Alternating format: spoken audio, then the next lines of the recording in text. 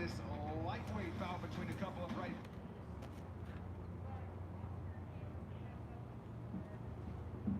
Okay, congratulations. Obviously, not just an impressive win, but a very dominant performance. I want to ask you, I mean, I know you wanted to get back in the win column, but how important was it to not just get a win, but to go out and do something like that?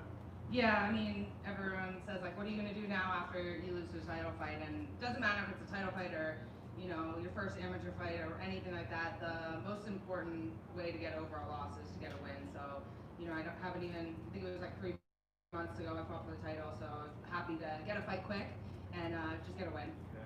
Looked like you were going to finish the fight early on. Obviously, she gutted it out. I'm just curious, you know, how tough was that mentally, physically, when it feels like the fight's almost over? Now you got to end up going 15 minutes. It wasn't too hard for me. I mean, we drill very good strokes at. I mean, I train at Enzo Gracie under John Danaher, and that's a very dominant position for a lot of the teammates there. You know, I drilled it a lot, and I kind of know when it's 100% in, so I never really.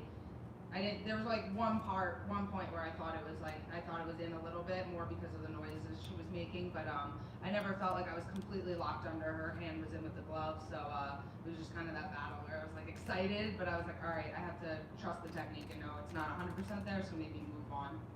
The first 2 rounds completely dominated. The third round, you come out and strike a little bit. I'm just curious. I mean, I'm sure you probably could have taken her down again. You did at the end of the round. So why strike in the third round? I just didn't, you know, the first 2 rounds, the takedowns were just, you know, I don't even really remember it happening. It was just go, go, go. I didn't think about it. And then in the beginning of the third round, I think I was, you know, hesitating a little and thinking about it too much. And in my head, I was like, go for the takedown. I was just kind of hesitating. And then when I was like, you know, okay, just go do what I did in the first 2 rounds, it worked so easily, and it was, you know, very, very easy. So then it just like halfway through, it just kind of clicked. I'm like, all right, wait, go back to what you were doing. And then I, you know, went for that.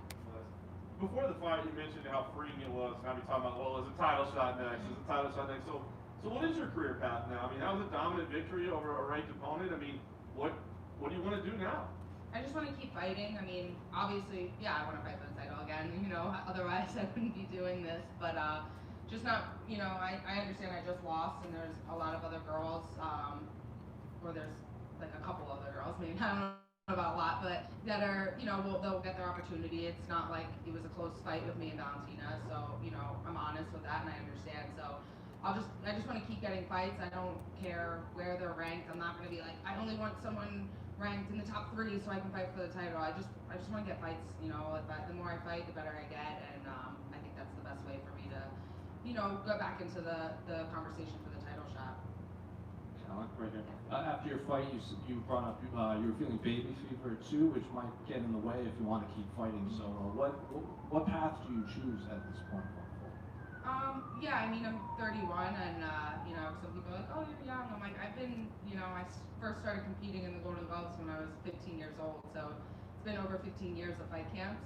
But that doesn't mean that I'm over it by any means. You know, sometimes I was afraid to say that because people take it the wrong way and they're like, oh, her head's not in it. That's not it at all. If my head wasn't in it, I wouldn't take a fight. But yeah, that is something you know, I'm definitely getting baby fever. I mean, I'm on the treadmill fight week watching like baby announcement videos, and I'm like crying on the treadmill. That's a little bit different than I used to be watching like Mike Tyson videos. But yeah, I'm definitely still, you know, still have fight fever as well. So, but you know, for me and my goals, you know, I'm not gonna move on to the next chapter of my life till I'm done fighting. So, you know, I want to keep fighting, and especially when you have a good win, then you're like, I'm going to keep doing this, you know. But yeah, I want to get as many fights in as possible. I don't have a timeline or anything. It's just kind of whenever I feel ready, but I'm aware that I want my life after fighting as well, so I kind of want to not waste my time here. You also mentioned something, how you finally got to show your full potential in this fight, but what you don't really hear a lot from someone who's had this many fights in the UFC. So looking at your past fights, was there something that just didn't allow your full potential to come out?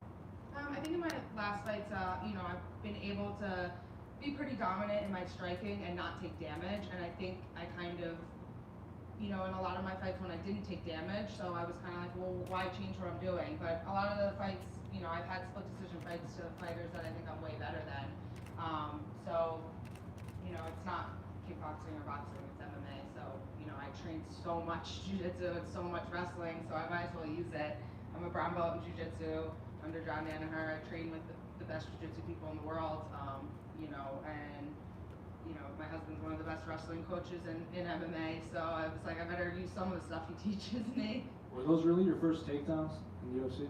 Yeah, I don't know if I've like ever attempted a takedown in any of my MMA fights, so yeah, I know how to do them, obviously, I do them in practice, but I was like, you know, let's make this a little bit easier. I'm not trying to get my face messed up tonight. Does the victory feel a little bit sweeter knowing you got to avenge your loss against the Chookagian sister? No, not at all. It's not Valentina. You know, it's her older sister that's, you know, not in the top 10. So it's, you know, I'm happy with the win, but it's not, doesn't change anything with the title fight. Her original opponent for the UFC Lincoln card that was obviously postponed. How long did you have to train for Antonina for this fight? I had about 4.5, 5 weeks, which was nice because originally it was, you know, like 17 days, and I was like, and I live in New York, so nothing's like open, you know, it's pretty crazy there. So I said yes before I even knew how I was going to train for it. I was just like, I looked at my husband, I was like, can you come to this fight? If no one can come and corner me, like, can you come with me? I have an Airdyne bike and a heavy bag in my garage. I was like, I'll just get in, like, I'll get really good cardio, get my weight down. I was like, I can win this fight. I was like, I just need someone to come with me. And this was when things were really bad and I didn't know what was going on. So I said yes before I really had a training plan. But luckily the fight got kind of pushed back more, and I kind of found my secret locations and other people to train with, and I actually had an amazing camp. Thank you.